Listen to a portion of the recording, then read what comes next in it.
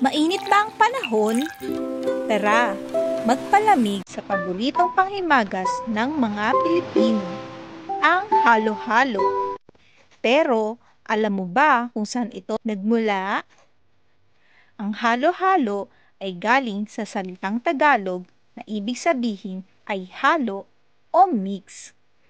Pero ang pinagmulan nito ay hindi pala mula sa Pilipinas.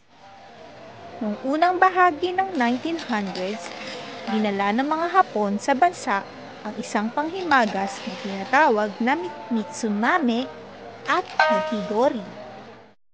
Yelo na may matamis na beans at gatas. Dito nagsimula ang unang bersyon ng halo-halo. Habang lumilipas ang panahon, inangkin ng mga Pilipino ang ideya at dinagdagan ito ng sariling sangkap tulad ng saging na saba, langka, garbanzos at ube. Mula sa simpleng yelo at beans, naging makulay na kombinasyon ng lasa at kultura. Ngayon, iba't ibang bersyon na ng halo-halo ang makikita sa buong bansa. May leche flan, may ice cream, minsan may cheese pa. Walang tamang recipe, basta't masarap, malamig at masaya. Narito ang mga fun facts about halo-halo. Halo-halo literally means mix-mix. Bawat rehiyon may sariling style.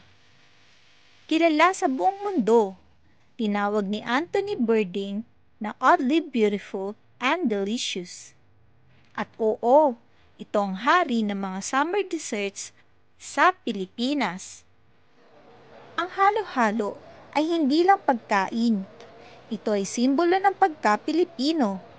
Halo-halong kultura, lasa, at saya na pinagsama-sama sa isang baso. Kaya sa susunod na tag-init, huwag kalimutang maghalo-halo ang panghimagas na tunay na tatak Pinoy. Salamat sa panonood. Huwag kalimutang mag-like and subscribe at panoorin pa ang mga susunod na mga kaalaman dito sa aking channel.